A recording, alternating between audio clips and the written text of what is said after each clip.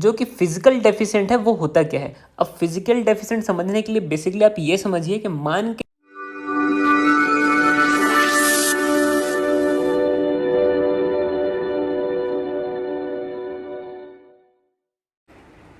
Hello student, आज की video में हम बजट संबंधी जो महत्वपूर्ण पॉइंट है उसके ऊपर चर्चा करेंगे, जो कि आगामी एग्जाम के लिए बहुत ही महत्वपूर्ण है। इस वीडियो में हम छत्तीसगढ़ के बजट के महत्वपूर्ण बिंदु जैसे कि फिजिकल डेफिशिएंट और बजट में कितने रुपए पारित हुए, उसके अलावा जो महत्वपूर्ण पॉइंट है उस पर चर्चा करेंगे। तो देखते हैं हमारा आज का जो वीडियो है, शुरू करते हैं। देखिए, जो छत्तीसगढ़ का बजट है उसमें सबसे महत्वपूर्ण पॉइंट और हट के जो पॉइंट है वो ये देखने वाली बात है कि इस बार का जो बजट है मुख्यमंत्री भूपेश बघेल द्वारा लाया गया, लेकिन जो बजट लाया गया था वो गोबर से बने बाई प्रोडक्ट के ब्रीफ केस में लाया गया था। ये बहुत ही महत्वपूर्ण हो जाता है क्योंकि ये भारत में पहली बार हुआ है और उस बैग के ऊपर लिखा हुआ था गोमय वस्ते लक्ष्मी का, अर्थात गाय में लक्ष्मी का वास होता है, ये होता है। ये भी एक पॉइंट है कि जो एग्जाम में आ सकता है। छत्तीसगढ़ राज्य का जो बजट पेश हुआ है वो कुल 1,04,000 करोड़ रुपए का हुआ है, जिसमें छत्तीसगढ़ राज्य का सकल वित्तीय घाटा 14,600 करोड़ रुपए अनुमानित किया गया है, जो राज्य के सकल घरेलू उत्पाद का 3.3% है। अब यहाँ पे समझने वाली बात क्या हो जाती है, जो कि फिजिकल डेफिशिएंट है वो होता क्या है। अब फिजिकल डेफिशिएंट समझने के लिए बेसिकली आप ये समझिए कि मान के चलिए सरकार की आय जो है साल भर की 100 रुपये है और उसका जो खर्च है बजट में वो 120 रुपये हो जाता है। तो इन दोनों के बीच का जो अंतर है 20 रुपये, वो क्या हो जाएगा, फिजिकल डेफिशिएंट। यही एक बेसिक ट्रिक है याद करने का, ये आसान भाषा में मैं आपको समझाया हूँ। अर्थात जो इन दोनों के बीच का अंतर है वो क्या हो जाएगा, फिजिकल डेफिशिएंट, 20 रुपये। अब देखिए यहाँ पर एक वर्ड आया है जीडीपी। तो जीडीपी समझने के लिए एक सामान्य सा तरीका है, ये समझ लीजिए कि ये छोटा सा एक क्षेत्र है। क्षेत्र समझिए, देश समझिए या राज्य समझिए। तो ये समझ लीजिए एक विशेष क्षेत्र है। तो ये जो इसका आउटर लाइन है ये एक सीमा रेखा समझ लीजिए। तो किसी विशेष सीमा रेखा के अंतर्गत जो देश, राज्य या फिर क्षेत्र की एक साल में जो या निश्चित समय अवधि में जो कमाई होती है उसे हम जीडीपी उस क्षेत्र का कहेंगे। अर्थात किसी विशेष क्षेत्र के अंतर्गत होने वाली कमाई निश्चित समय में वो उस जगह की जीडीपी कहलाती है। इसके अलावा राज्य की कुल राजस्व प्राप्तियां 89,073 करोड़ रुपए है। इसके अलावा राज्य का जो कुल राजस्व व्यय है वो है 88,372 करोड़ रुपए। इसको आप कहीं नोट करके रख लीजिए क्योंकि इस प्रकार के डाटाबेस प्रश्न एग्जाम में आते ही हैं। इसके अलावा जो पुरानी पेंशन व्यवस्था है उसे फिर से भूपेश बघेल द्वारा लागू किए जाने का ऐलान हुआ है। दरअसल ये जो बजट है उसमें बहुत सारे पॉइंट राजस्थान के बजट से लिए गए हैं या उससे इंस्पायर्ड हैं। और जो पंचायत क्षेत्र में खदानें संचालित होती हैं उनका संचालन के लिए पंचायत की सहमति ज़रूरी होगी। मोर ज़मीन मोर मकान और मोर मकान मोर चिन्हारी योजना के लिए 450 करोड़ का प्रावधान रखा गया है।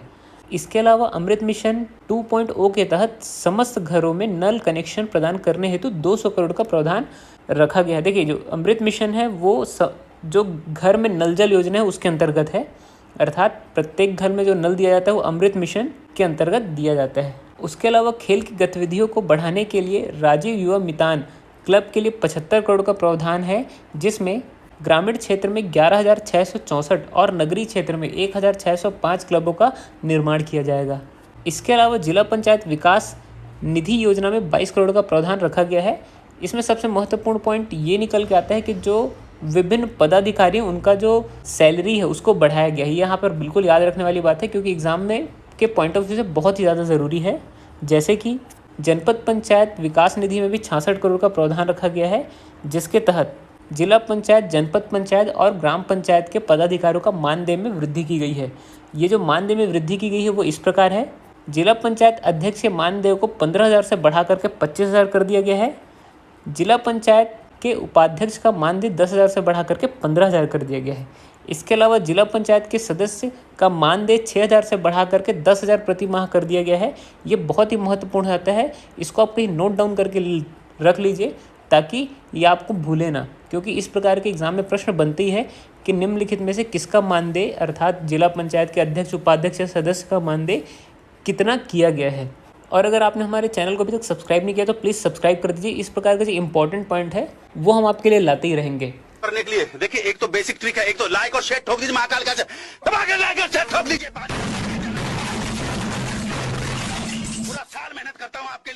ऐसा नहीं चलेगा, ऐसा नहीं चलेगा। इसके अलावा हिंदी माध्यम के 32 स्वामी आत्मानंद विद्यालय खोलने की भी घोषणा की गई है। देखिए स्वामी आत्मानंद विद्यालय जो है इंग्लिश मीडियम और हिंदी मीडियम दोनों के लिए संचालित है, जिसमें से 32 अभी आगामी बजट में स्थापना करने के लिए घोषणा की गई है। उसके अलावा चिराग परियोजना में 200 करोड़ का प्रावधान रखा गया है। देखिए ये जो चिराग परियोजना है ये पिछड़े क्षेत्र में आने वाले 14 जिलों के 25 विकास खंडों में पोषण सुरक्षा, कृषि उत्पादन का मूल्य संवर्धन एवं कृषकों की आर्थिक स्थिति को सुधारने हेतु योजना है। ये आपको बिल्कुल याद रखना है। इसके अलावा राजीव गांधी किसान योजना के तहत 6000 करोड़ का प्रावधान रखा गया है। इसके अलावा किसानों के लिए 10,000 सोलर पंप के लिए बजट में 100 करोड़ का प्रावधान रखा गया। ये बहुत ही महत्वपूर्ण है क्योंकि इस बार का जो बजट है वो किसानों के ऊपर बहुत ही फोकस किया गया इस बार के बजट में।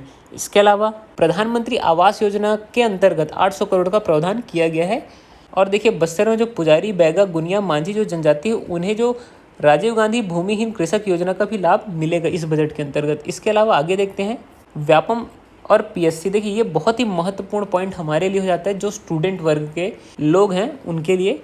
व्यापम और पीएससी के जो स्थानीय निवासी छत्तीसगढ़ के उनके लिए ये जो फीस ली जाती है वो पूरी तरीके से माफ़ कर दी जाएगी। ये बहुत ही महत्वपूर्ण और गुड न्यूज़ है हम सबके लिए कि पीएससी व्यापम की जो परीक्षाएं हैं जिनमें स्थानीय जो निवासी है वो भाग लेते हैं उनके लिए फ़ीस माफ़ी की जाएगी। लेकिन उसके अलावा यहाँ पर एक स्टार मार्क ये समझ लीजिए कि ये अभी तक ये क्लियर नहीं किया गया है कि कौन से वर्ग के लिए एसटी, एससी, ओबीसी, बीपीएल या किसी और वर्ग के लिए माफ़ किया जाएगा कि सारे वर्ग को मिला करके माफ़ किया जाएगा।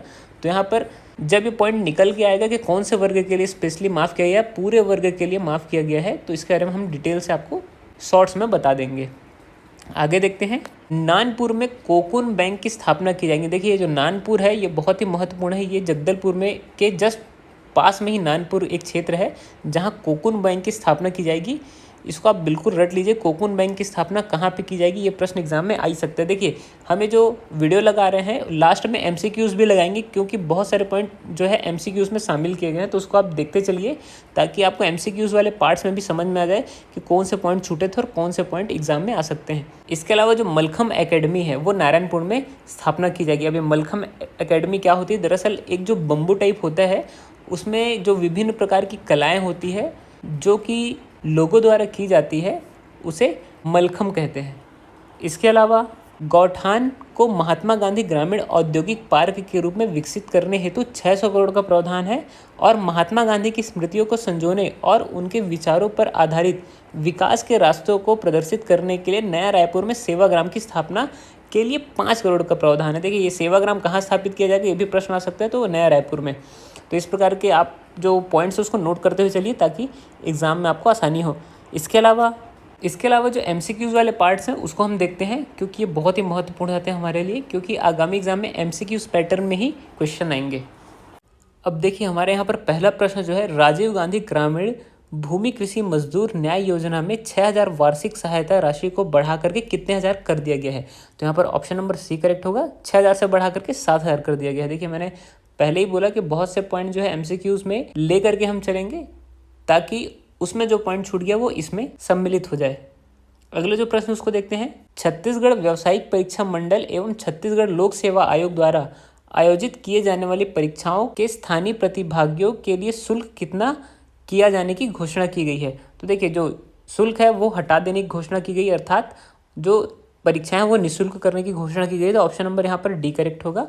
इसके अलावा अगला प्रश्न देखते हैं, वर्ष 2021-22 मई स्थिर भावों पर छत्तीसगढ़ राज्य में कृषि क्षेत्र में कितना प्रतिशत वृद्धि का अनुमान लगाया गया है। देखिए जो डाटाबेस प्रश्न है इसको आपको नोट करना ही चाहिए क्योंकि इस प्रकार के प्रश्न एग्जाम में आते ही हैं।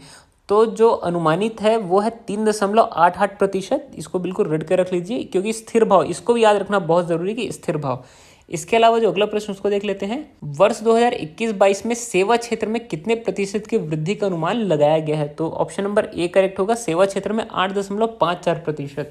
इसके अलावा अगला प्रश्न देखते हैं, वर्ष 2021-22 में स्थिर भाव पे, देखिए यहाँ पर मिसप्रिंट हो गया है, तो स्थिर भाव पर छत्तीसगढ़ में औद्योगिक क्षेत्र में कितने प्रतिशत की वृद्धि का अनुमान लगाया गया है। तो ऑप्शन नंबर ए करेक्ट होगा, 15.44% की जो वृद्धि का अनुमान लगाया गया है। इसके अलावा अगला प्रश्न देखते हैं, वर्ष 2021-22 में प्रति व्यक्ति आय कितनी अनुमानित की गई है। तो यहाँ पर ऑप्शन नंबर ए करेक्ट होगा, 1,18,401 रुपए। और जो पिछले वर्ष का प्रति व्यक्ति आय जो अनुमानित की गई थी उसको आप मेरे को कमेंट सेक्शन में बिल्कुल बताइए कि जो पिछले वर्ष की जो अनुमानित आय थी वो कितनी थी। अगला प्रश्न देखते हैं, वर्तमान बजट के अनुसार गन्ना का नवीनतम समर्थन मूल्य कितना करने की घोषणा की गई है। तो जो आपने बजट में पढ़ा ही होगा, तो 355 रुपए करने की घोषणा की गई है। ऑप्शन नंबर ए यहाँ पर करेक्ट होगा। इसके अलावा अगला प्रश्न देखते हैं, चिराग परियोजना के लिए कितने करोड़ का प्रावधान किया गया है। तो चिराग परियोजना के लिए ऑप्शन नंबर ए यहाँ पर करेक्ट होगा, 2000 करोड़ का प्रावधान किया गया है। इसके अलावा अगला प्रश्न बहुत ही महत्वपूर्ण, इसको आप नोट करके रख लीजिए, किसान समग्र योजना में कितने करोड़ का बजट का प्रावधान किया गया है। तो ऑप्शन नंबर ए यहाँ पर करेक्ट होगा, 123 करोड़ का जो बजट है उसका प्रावधान किया गया है। इसके अलावा जो है फसल बीमा योजना में 575 करोड़ का प्रावधान है, सुरक्षा मिशन योजना में 323 करोड़ का प्रावधान है और प्रधानमंत्री कृषि सिंचाई योजना में 60 करोड़ का प्रावधान। इसको आप नोट करके कहीं ना कहीं रख लीजिए। और जो कृषि यंत्र वितरण एवं प्रचार प्रसार हेतु 85 करोड़ का प्रावधान रखा गया। मैंने पहले ही बताया कि ये जो बजट है विशेषकर कृषि आधारित है। इसके अलावा अगला प्रश्न देखते हैं, छत्तीसगढ़ लघु वन उपज संघ द्वारा वर्तमान में कितने लघु वन उपज का संग्रह किया जाएगा। तो ऑप्शन नंबर यहाँ पर ए करेक्ट आएगा, 65 लघु वन उपज का जो है संग्रह किया जाएगा। इसके अलावा अगला प्रश्न बहुत ही महत्वपूर्ण है, छत्तीसगढ़ में कितने धन्वंतरी जेनरिक मेडिकल स्टोर की स्थापना की जाएगी। तो यहाँ पर ऑप्शन नंबर ए करेक्ट है, 136 जो जेनरिक मेडिकल स्टोर की स्थापना की जाएगी। देखिए जो जेनरिक मेडिकल स्टोर है वो उचित मूल्य की जो दवाइयाँ हैं उसको उपलब्ध कराने के लिए और जो सर्जिकल सामान होते हैं उनको उपलब्ध कराने के लिए मेडिकल स्टोर खोला जाता है। उसके अलावा अगला प्रश्न देखते हैं, मलखम अकेडमी कहाँ प्रारंभ की जानी है। तो नारायणपुर में प्रारंभ की जानी है। इसके अलावा जो अगला प्रश्न है, मलखम अकेडमी के लिए कितनी राशि का प्रावधान है। तो 2,63,00,000 राशि का प्रावधान किया गया मलखम अकेडमी के लिए। तो ऑप्शन नंबर ए यहाँ पर करेक्ट होगा। देखिए मलखम जो है बहुत ही महत्वपूर्ण है क्योंकि ये विशेष हमारे छत्तीसगढ़ का वैसे खेल नहीं है, इसलिए विशेषकर आपको याद रखना बहुत ज़रूरी है। अगर आपने यहाँ तक हमारी वीडियो देखी ली तो हमारे इस वीडियो को प्लीज़ एक बार लाइक कर दीजिए और इस प्रकार की वीडियो आपको कंटिन्यू मिलती रहेगी। इसके लिए हमारे चैनल को सब्सक्राइब कर लीजिए। तो मिलते हैं नेक्स्ट वीडियो में, तब तक के लिए पीस आउट, स्टे सेफ।